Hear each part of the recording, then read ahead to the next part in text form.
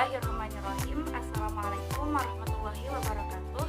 Perkenalkan, nama saya Laila Fitriyatul Jannah, NIM 123. Di sini saya akan memaparkan mereview beberapa contoh dari pengalaman saya terkait teori psikologi belajar dari beberapa ahli, yakni dari Jean Piaget atau tulisannya Piaget, dan juga dari teori Edward J. Stallman. Baiklah, saya akan memulai dari teori Piaget. Jadi, menurut teori Piaget, teori utamanya yaitu teori intelijensi. Menurut Piaget, intelijensi itu merupakan kemampuan seseorang dalam memenuhi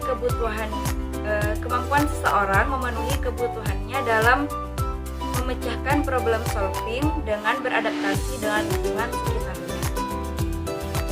Jadi teori utama Piaget itu menekankan pada proses beradaptasi organisme. Lalu berikutnya ada juga teori Piaget yaitu skemata. Menurut Piaget, skemata itu merupakan kemampuan seseorang dalam melakukan suatu tindakan. Misalkan suatu perilaku, suatu skill yang berupa performa, dan juga suatu gerakan-gerakan yang dilakukan oleh manusia atau organisme. Skema-skema tersebut akan menjadikan bahan dasar untuk melakukan tindakan-tindakan selanjutnya.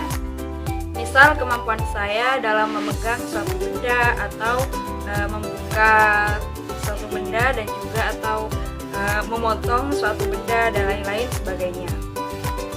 Lalu teori Piaget berikutnya ada juga asimilasi dan akomodasi, di mana asimilasi dan akomodasi ini keduanya membutuhkan skema atau skemata untuk mengaplikasikannya dalam kebutuhan kita.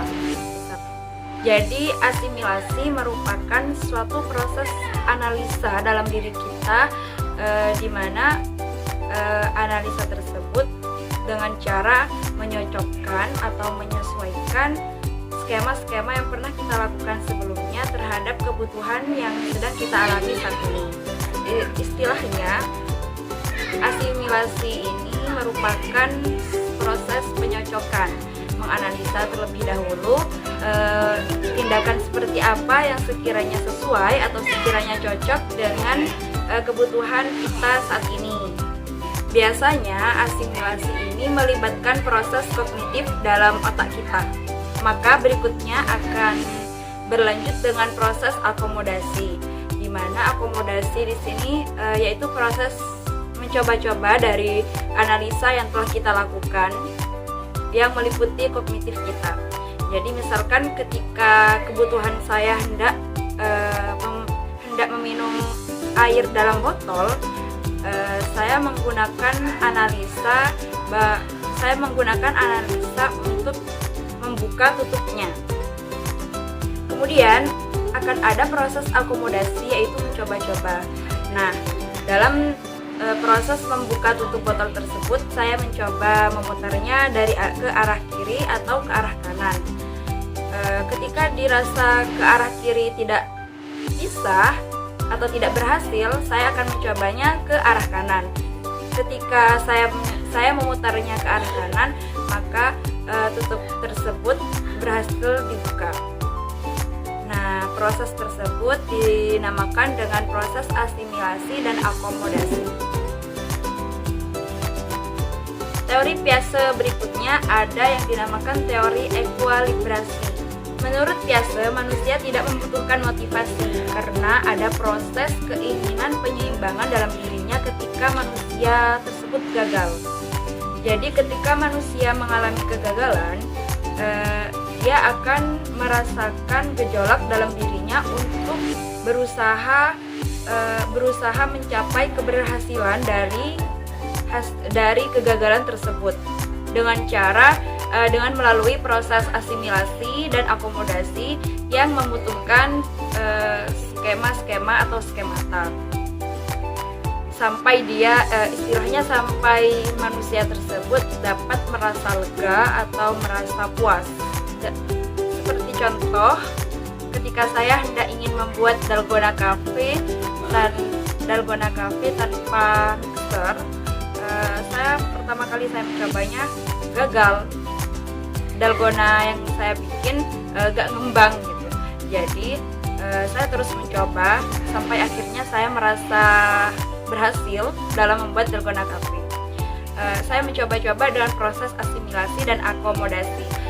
Pertamanya saya mencoba menggunakan kopi yang bukan Nescafe klasik. Lalu saya pikir-pikir, saya coba-coba, mungkin ini karena kopinya bukan kopi Nescafe klasik yang saya pakai. Lalu untuk proses percobaan berikutnya, proses akomodasi berikutnya, saya melakukannya dengan mencoba memakai kopi Nescafe klasik. Kemudian jadi deh dalgona cafe yang ngembang. Simpulannya, ketika saya gagal dalam membuat dalgona cafe, saya terus mencobanya hingga akhirnya saya bisa membuat dalgona cafe itu mengembang tanpa mixer. Dalam teori Piaget ada juga 4 tahap perkembangannya yang terkenal. Tahap perkembangan yang pertama yaitu tahap sensori motor, di mana dialami oleh manusia atau bayi yang berumur 0 sampai 2 tahun. Jadi di sini bayi hanya merespon stimulus dari lingkungannya dengan gerakan yang dia lakukan. Kan ketika ada benda, ketika dia lapar, lalu kemudian ada benda di mulutnya atau di depannya, maka dia tanpa berpikir bahwa itu adalah makanan, dia akan langsung memakannya, entah itu adalah makanan ataupun jari dan lain sebagainya. Jadi di sini bayi tidak mengenal proses berpikir atau tidak mengenal yang namanya bahasa. Kemudian yang kedua ada tahap perkembangan praoperasional, yakni dari umur 2 sampai 7 tahun. Dalam tahapan ini, anak-anak akan mulai membuat konsep-konsep lingkungan mereka sesuai kemiripannya. Jadi mereka akan membuat konsep-konsep sederhana tergantung dari jenisnya. Misalkan dulu ketika saya umur segitu, saya tidak mengerti bahwa uang lembaran 100.000 lebih besar daripada lembar-lembar uang 1.000-an, 2.000-an, atau 20.000-an yang biasanya dulu ketika saya ditawari, ya otomatis memilih lembar uang yang lebih banyak daripada satu lembar uang yang mungkin nilainya lebih besar daripada lembaran-lembaran yang saya pilih. Di situ pikiran intuitif saya bekerja, di mana menurut saya uang yang lebih banyak lembarannya itu menurut saya lebih banyak daripada uang yang hanya satu lembar padahal nilainya lebih besar. Kemudian tahap yang keempat ada juga tahap operasional formal. Di sini pada tahap ini akan dialami oleh anak yang berusia sekitar 11 sampai 15 tahun. Di sini saya memperkirakannya antara SD akhir sampai jenjang SMP. Nah, di sini anak telah memiliki pemikiran yang sempurna. Jadi kita telah memiliki pemikiran yang sempurna pada usia 11 sampai 15 tahun. Umur segitu dapat menganalisis suatu kondisi dalam lingkungannya dengan prinsip jika maka. Jadi anak umur segitu telah bisa memiliki pemikiran yang idealis menurut prinsip mereka.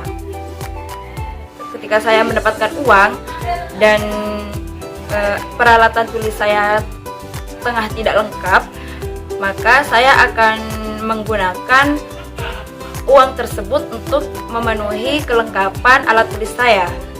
Kita telah mengetahui bagaimana cara menggunakan uang demi memenuhi kebutuhan kita. Istilahnya kita sudah dapat bertanggung jawab atas diri kita sendiri.